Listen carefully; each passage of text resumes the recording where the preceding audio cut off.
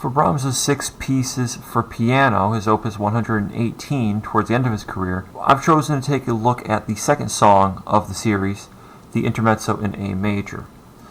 Now, from taking a look at this purely as a formal aspect, it's pretty straightforward as a ternary form with A, B, A. The entire second song of the series is 116 measures, with the first A section lasting the first 48 measures, the B section going from measure 49 up through measure 76, and the reprise or A prime section, if you will, taking from measure 77 to the end at measure 116, just slightly shorter than we had at the beginning first A section. So without any more to do, let's get right into it. We'll take a look at what's going on in each one of these sections. So now within the very first A section, we get the first statement of the melody. Right from the beginning, there's a bit of an anacrusis ahead of the first measure, but from those pickup notes right through the end of measure 8, we get the first statement of the melody. Harmonically speaking, it's pretty straightforward in the key of A major, as the key signature suggests, starting on the 1 chord, and ends with an imperfect authentic cadence at the end of this first statement. It's pretty straightforward, and this gives us the material that Brahms is going to use to develop throughout the rest of the piece, quite honestly. Starting right here at measure 9. At measure 9, we see a restatement of this first melody, but this time with a little bit of subtle variation added in. This time he ends it on a half cadence rather than a full cadence leading back to the tonic. Ends on the dominant there before we go into measure 17. From measure 17, we enter a bit of a transition section where there's kind of like 2 halves to it, pretty much symmetrically divided within this transition, which is referenced again later on in the piece. Now this, of course, starting with the first statement of the melody, then we have a restatement with some variation. Now we have something different. Very interesting section. Before measures between measure 25 and 28, we have a quite chromatic set of arpeggios that build a lot of tension that lead to another variation on the opening statement at measure 29 that I've later, and when we get to the reprise in the A prime section at the end of the form, I labeled this as like the climax variation on that first melody statement because it really brings the piece to a intensity that is a bit of a climax within the piece.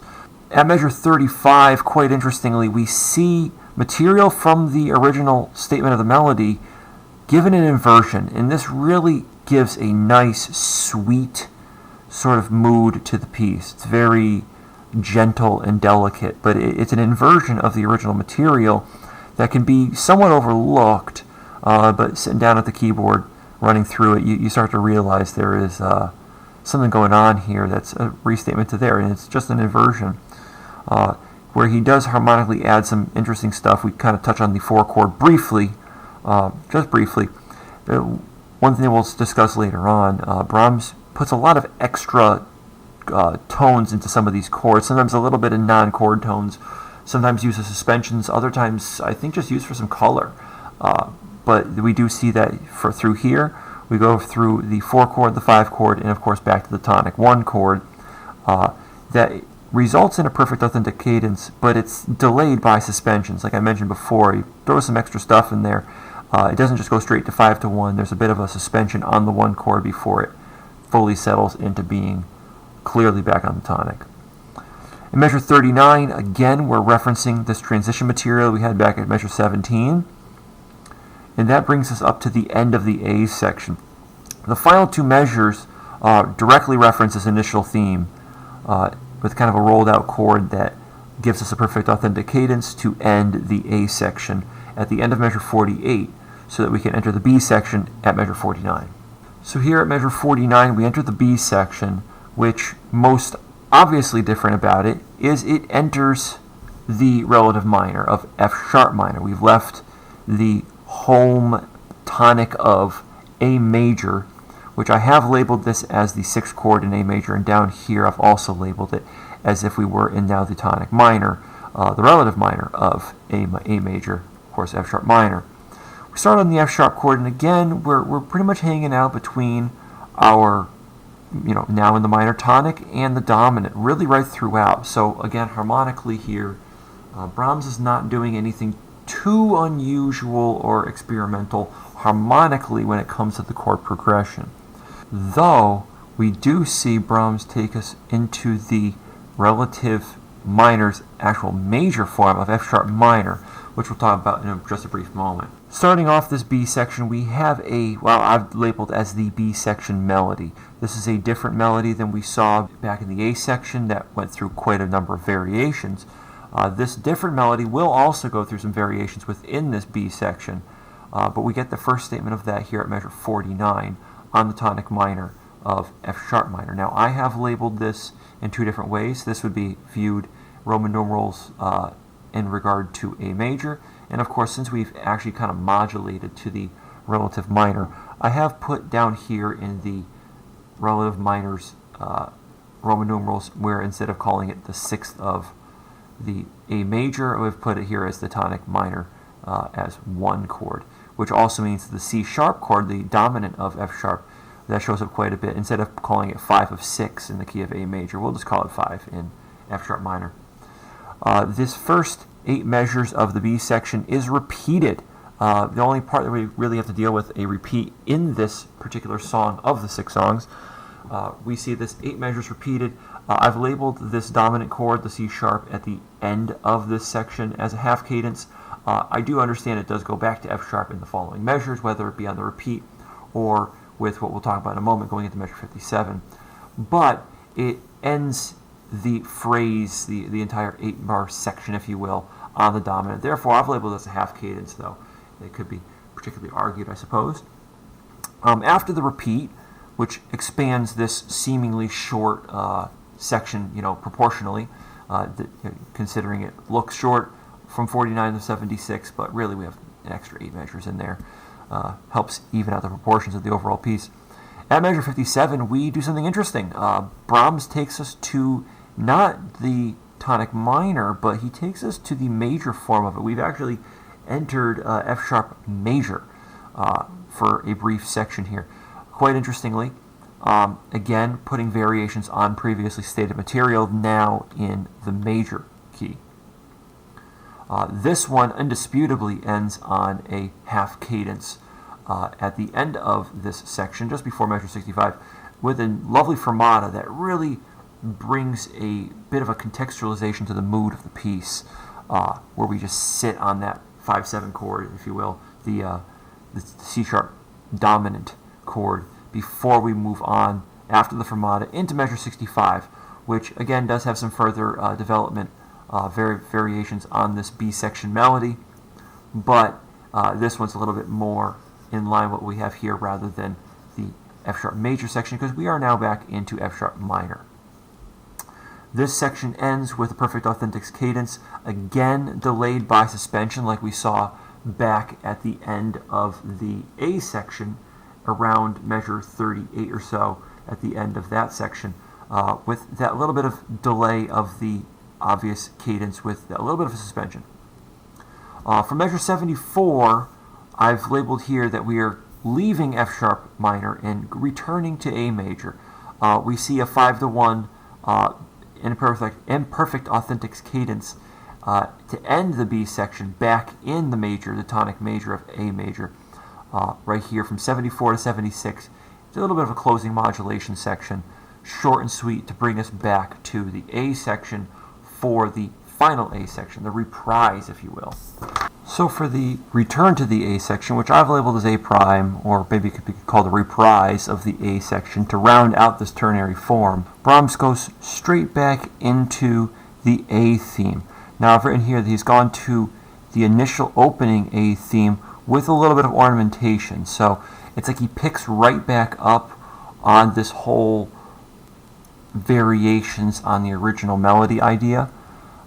These variations continue to build upon the material that we saw back, say, at measures 9 through 17. That takes us right up to measure 85, where we re-enter that transition, a la what we had back at measure 17 through 24, pretty much very similar here. At measure 93, again, we have that chromatic section. I've labeled it here as a chromatic interruption that builds the tension, a la measures 25 through 28. In measure 97, we have a restatement of what I mentioned earlier as that climax variation of the theme, that one that has the most impact of all of the variations. I hadn't labeled it climax earlier because in the initial A section we're only a few measures into the song, but now here we are near the end. This gives us a nice climax statement of that theme with that variations similar to what we had back at measures 29 through 34.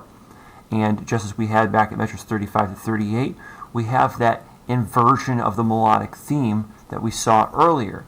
Now, of course, I had mentioned earlier that this goes through the 4 chord, the dominant chord, and the 1 chord with a delayed perfect authentic cadence by use of a suspension when he returns to the 1 chord after the dominant chord. At measure 107, we again come to that transitional material that we had back at measure 17, measures 39, and of course here at measures 85 through 92. Very similar again, uses that kind of as the yin and the yang to this A theme melody whenever he deals with one of these A sections, whether it be at the beginning of the ternary form or here at the reprise at the end of the ternary form. The final area here, from measures 115 through 116, we see this sort of closing 2-measure idea, similar to what we had back at the beginning of the piece when we went to right before the B section, but this one rounds us out here. Measures 115 and 116 round us out with a nice 5-to-1 perfect authentic cadence to end the piece. Now, to take a look at the piece as a whole overall, when it comes to the phrase lengths and the cadences, nothing too unusual here from what we would have expected throughout the common practice period. A nice ternary form, by no means a unusual or new form that Brahms, framed this whole piece, or at least the second song of this series with.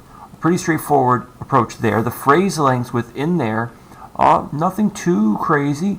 We have a few moments where maybe there's a 6-measure sort of section, like back in the A theme when he touches on that variation on the opening material, what I later labeled as the climax variation. It's only 6 measures, but that's kind of followed up and rounded out by the inversion of the melodic theme section afterwards. But for the most part, they're in 2, 4, or 8 measure chunks, if you will, of the ideas that are used. Cadence-wise, pretty straightforward cadences. We're not really dealing with any apparent augmented 6 chords or anything that's trying to obscure the tonal center too much in this one, unlike we saw, say, with the Hugo Wolf pieces or with even with some of the Chopin works that try to obscure some of what's going on harmonically. Don't really have to deal with that too much here. A lot of perfect authentic cadences, a few half cadences, a few imperfect, maybe 1 or 2 imperfect authentic cadences as well. Nothing too unusual in regard to that. Maybe the most unusual aspect of it is, Brahms does add a few non-chord tones into some of these chords, which, when you look at it from just a pure analysis standpoint without listening, can make it fairly difficult to determine what's going on, what the function really is. But it just adds a little bit of flavor to it, and of course, with some of the perfect authentic cadences that we see in this piece, he does delay the resolution of the cadence with a little bit of a suspended tone when he gets back to the 1 chord, which not necessarily unusual, but something to note. When it comes to the harmonic language in relationship to, say, other contemporaries of the common practice period, this one is a bit of a summary or a compilation of all of the different advancements that had gone on during the common practice period, and even before, say, with the Baroque period, of course, what Bach was able to do. Because if you take a look, there's a bit of late Romantic chromaticism going on, which can be seen pretty clearly at, say, measures 25 through 28, building up to that, what I call the climax variation. Pretty much akin with what you'd expect from the late Romantic period. Of course, this was written quite late in the Romantic period, and late in Brahms' life for that matter. There's a bit of a Mozart touch to the phrase construction in the way he built the phrases throughout the piece.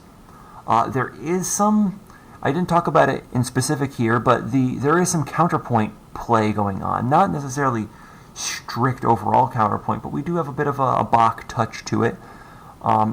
And metrically, maybe it feels a little bit Renaissance-y, but that might be a little bit harder to justify. But a nice 3 feel throughout. But when we listen to it, it doesn't need to make each one of those aspects overly apparent. You don't need to know there's some counterpoint going on, or maybe see the Mozart touch on the phrase constructions, or know that it's late Romantic Chromaticism. It's a really well put together recipe that just sounds really smooth and good for the listener. It's not necessarily a exhibition of particular elements. It's a really well mixture of all of them. And when it comes to the rhythmic character of the piece, it's nothing too crazy, though we do have some moments where he really does play mostly with variations on the rhythm, perhaps more than other areas. We can see there's a bit of a 2 against 3 aspect going on around measure 49 at the beginning of the B section. Of course, also in the B section, we have that measure 57 section of pretty much just quarter notes, where it's pretty much on the beat, with maybe a little bit of touch of an eighth note here or there.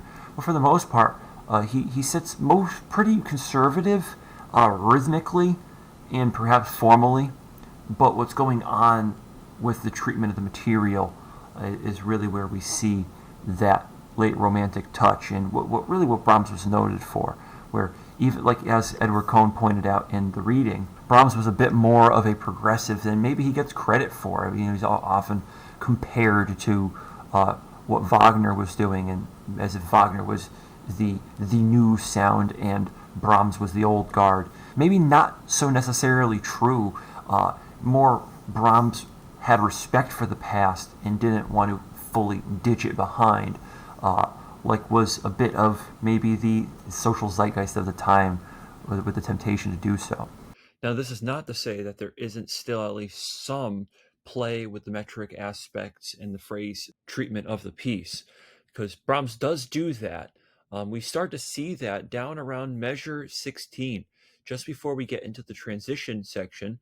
We see right here that he starts to play with the metric aspects and expectations of the piece. Now, of course, this is written in 3/4 time, but he emphasizes the third beat of measure 16 as we enter this transition section. And you can see it's tied over onto the first beat of the next measure.